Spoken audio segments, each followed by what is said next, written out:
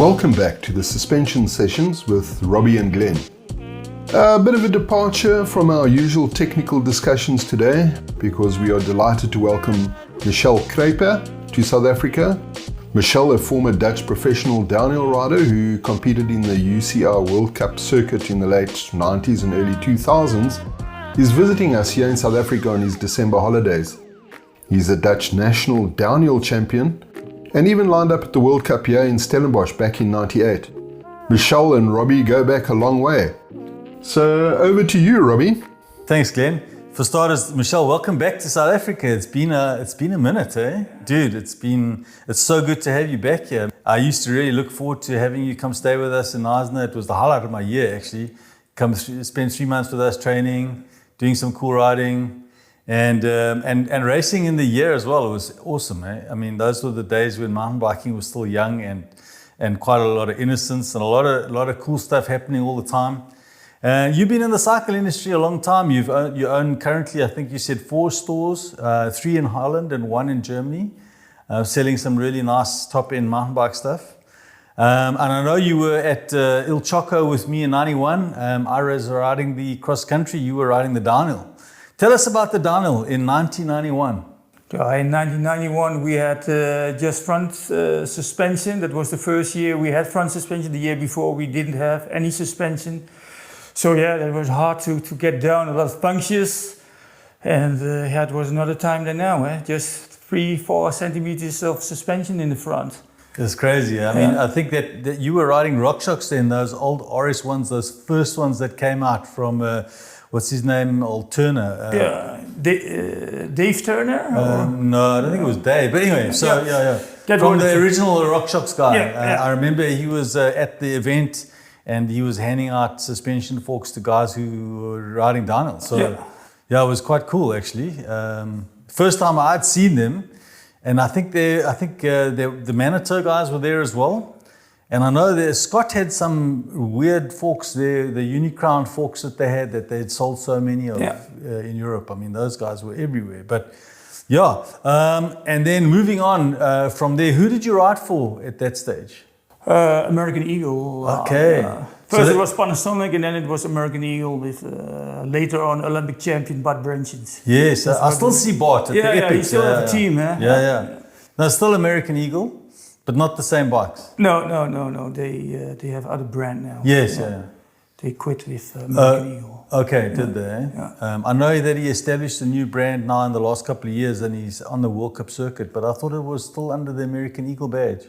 No, they tried 2 years American Eagle, and I think they right now Ridley. But I'm not sure. Yeah. Okay. But they tried to bring up American Eagle again, but it didn't work out. And then you had some fantastic downhill bikes. Tell us about those, eh? The first years with American Eagle, then we built our own bikes. That it was. I think I was one of the first guys with front and rear suspension. But that was like 5 centimeters in the back. Yeah.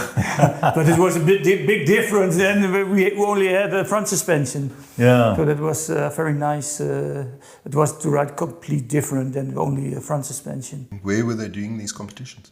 All over the world. Then you already had the World Cup circuit. Like in '91, the World Cup started. Then it was the Grundig World Cup, and it was all over the world. Then the world where we always met Robbie. First year was Il Choco. I think '92 was Bromont. Yes. Was Canada. Yeah. Vale, '93 or '94. No, '93 was Middelbier. In France. Middelbier. Terrible weather. Yeah, terrible weather. With Willem. Mike King won. Mike King won because he started as one of the first guys when it was still dry and nobody could beat his time. It was hectic. Yeah, that was incredible. And then the following year was Vale. Yeah, that was Vale. That was very cool. Yeah. But there I was altitude illness because it was on high level of high altitude.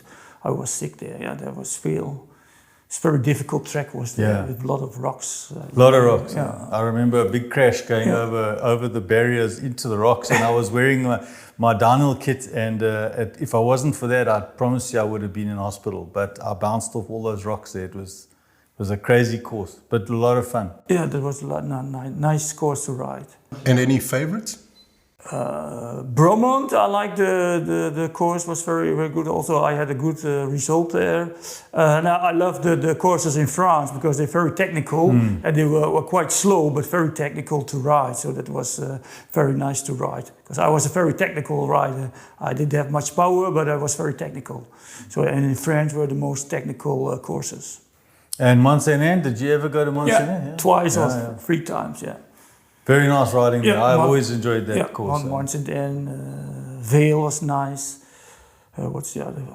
Snoqualmie or something. That was also a good track to ride.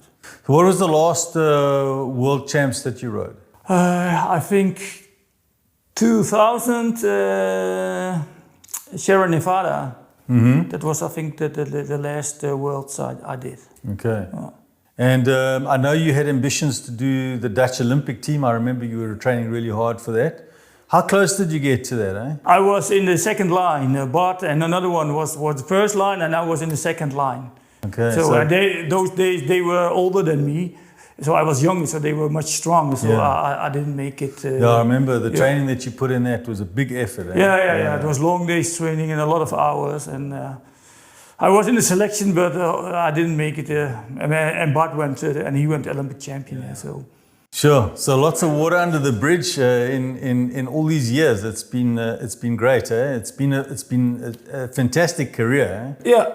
And now you see the suspension that's on the bikes now. Yeah. What can you say comparing it to what you were racing at your best in the downhill World Cup series? It's a totally different world. You cannot not think about it. It's so much different now. You see, now you got electric suspension, Yeah. and a lot of suspension. In those days, we didn't have that. You were happy, then it goes a little bit up and down. And now you got a rebound. You can change everything you want. Input, output. If you don't pedal, it doesn't go up and down. By us, it was like pogo stick. Pogo stick. You were happy that it goes a little bit up and down, but for otherwise, it didn't do anything. Compared to now, it's a totally different world. Yeah. With the lockout, with the electric suspension. Yeah. It's crazy how the development has gone over the last 20 years. It's just it's incredible to see and to actually be part of. I feel very blessed to be part of it actually. Yeah, I can believe that. It's nice to see how much in the suspension also have been changed. It's unreal. And how it's become the most important part of the bike actually. A lot of people don't realize it, but I think the biggest development in mountain biking, besides the geometry of the bikes and that, has been actually the suspension. If I look back, and we were just looking at that old Mazzocchi downhill fork upstairs, and I mean that was at its day was the height of downhill technology, and it was all of 3 inches of travel, and no negative spring. It felt horrible. Compared to these days, you wouldn't even ride it on a cross-country bike. No, I think the people know they can't even ride it. They think that it's broken. Yeah. It doesn't work anymore. But also now with I know in the beginning years with the pedaling and also with the cross-country bikes, now you almost have no loss anymore. No, absolutely. If you lock it, then it's also locked and it's still very, very strong. But it's still ride very comfortable. You can ride faster on a fully than on a hardtail. And before a couple of years ago, everybody said, "I don't want to ride the fully because I lost too much energy." Yeah. But now you don't lose that. It makes more energy. 100%. And I mean, if you think about what the guys are riding now from a cross-country perspective, I mean, at the XCO World Cup events are harder than some of the downhill world champs that I've ridden. I just from a technical point of view, if you just take out segments of that, it's crazy. And then it's just I mean, trail bikes now are better than some of the downhill bikes we had back in the day. With more travel. And more travel, suspension. And now also the cross-country bikes with the dropper. Yes. And like the circuits are now so much more difficult than in our years, is what you said. The downhills now are more difficult than in our years, the downhills. It does in a normal cross-country circuit. I still remember some of the downhill races that we did. when you put that in your mind, it's difficult to get it out. When you practice it over and over again in your head, and you look at and you compare it to what we ride to on a regular basis today, it's like a groomed trail almost. It was too easy. Well, by today's standard, back in those days, it was considerably difficult. I ride some tracks from what we ride 20 years ago. If I ride it now, I think, how could that be difficult then? Because now you ride with your bike and you not even feel it. Yeah. Because you have so much travel, you got so much suspension, the geometry of the bike is totally different. Then you said 10 or 20 years ago, I couldn't ride down here, and now you're flying down. You think, hey, it's so much easier. But that's also the technology of the bikes, what have been changed so much. But also progression in the sport. I see it a lot. If I go overseas to Europe and I go to the bike parks, it's a lot of kids riding these crazy downhill lines, big jumps, big drops, and they're riding it with complete confidence. I mean, obviously the bikes are the top of the range bikes that they're riding, but the progression of the sport has reached a new level, I think, than we've ever seen, and that for me is also like really cool. How do we get that down into South African? Well, it'll come, eh? I mean, there's lots of bike parks here, and I've seen a huge increase in the rider progression in our industry. I mean, there's a lot of very talented youngsters in the industry right now that are racing, girls and guys, and I think that it'll just a matter of time before we produce some more world champions. And then, Michel, tell me, how do you do downhill in Holland? You don't. You practice on a BMX track, or you ride motocross. A lot of guys riding motocross, or we have to go to Germany or Belgium. Like where I live, in 2 hours you're in the mountains, so it's not so far. And there you got bike parks. We also still have getting more bike parks closer to us. And like big parks with enduro, normal downhill, easy downhill for the kids.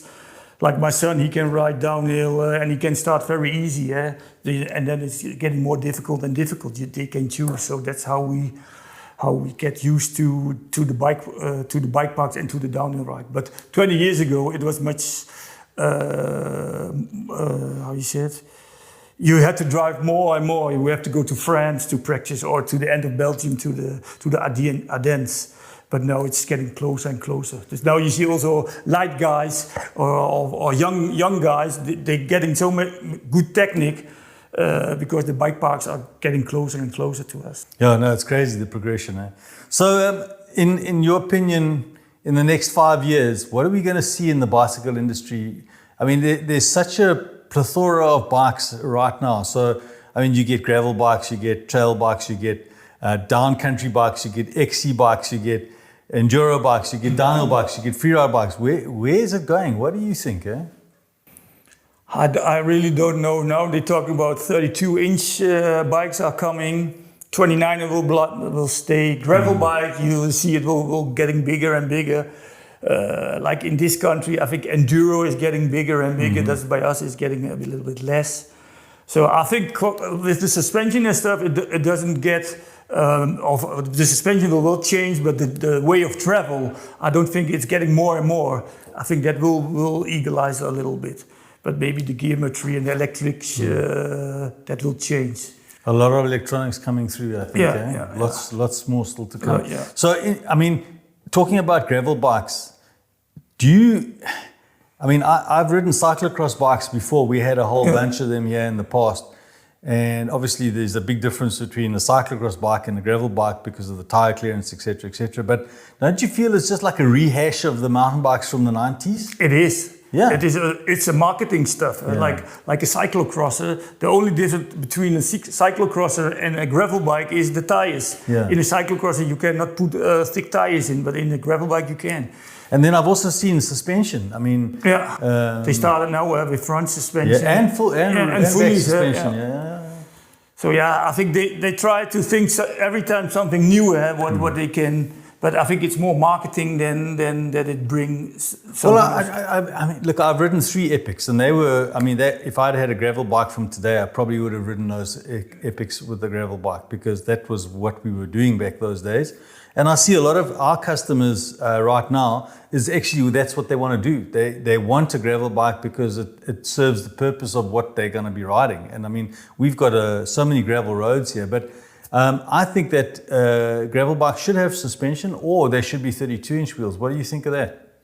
I don't have experience with 32, but on a gravel bike, by us, it will be better because we have long roads to ride, long gravel roads, so it will be easier. And maybe with suspension is then better. Then you can also for here you can feel better the rocks and stuff. So that will be a great thing that will come, and I think it will come. 32-inch wheels. Just if we can go back a bit, when you finished your athletic career, how did you get into business? Why did you get into the cycling industry? Obviously, just a follow-on from what you were doing? It was a follow-on, and when I stopped cycling, I was working for the federation as a trainer. So I trained youngsters to get higher in the national team. And then I get involved with a guy who had a bike shop. And then he asked me if I don't want to take it over. That's how it started. Then I met my wife, and she said, "Will you always keep on traveling, or maybe it's time to stay at home and not travel all over the world?" So then we decided to take over a bike shop where I came from, because I was working for Shimano those years. So that I bring in parts. That's how it started. That I get from my sportive career into a business career. So you were doing a bit of retail for Shimano, and then you... Yeah, and I was working for the federation as a trainer coach. Yeah. What has business been like in Europe? Bicycle business? Yeah, we good, but we sell a lot of normal bikes, but electric bikes. And by us, Robbie knows, in Europe, or especially in Holland, we are a cycling country. Everybody goes on the bicycle. They're going to work, they're going to school on a bicycle. So it's bicycle business is in Europe or in Holland, where I live in Holland, in Germany, is a good business. But no, especially for the normal bikes and then electronic, normal electronic bikes. A lot of electric bikes coming through, eh? Yeah. And now you see more and more electric mountain bikes. Like in Germany, it's only electric mountain bikes, what you see in the forests. Yeah. Oh, Robbie likes his e-bike. Yeah. I love my e-bike. And you don't ride e-bike? I ride, but now I ride also normal mountain bike. But my son rides electric mountain bike. My wife and my daughter, they all ride when we're riding in the mountains. They free ride electric mountain bike, and I ride my normal cross country bike, or my fully, or my enduro. What I'm gonna do. Yeah. And are you still getting time to ride though with 4 shops? I try. Yeah. Good. It's good to ride. It makes your mind clear. Yeah. And I've got good stuff. So your wife said you need to stop traveling, so you dragged your whole family off to South Africa. Yeah, but this is now 20 years later, or 15 years later. You're allowed 1 trip. Yeah, no, it's 1 trip. Yeah. Michel, thanks so much for spending time, giving up some of your holiday to chat to us. Nice to stay here. I love it. And very happy to be here. Thanks for visiting us, and thanks for sharing the stories. It's awesome to have you back, and I'm looking forward to riding with you in Flex. Yeah. Next couple of days. It's going to be awesome. Well, enjoy the rest of your travels. Thank you. Good luck with the house hunting, and we'll chat to everybody in the next one. Cool. Thank you, Glenn. Thanks, Michel.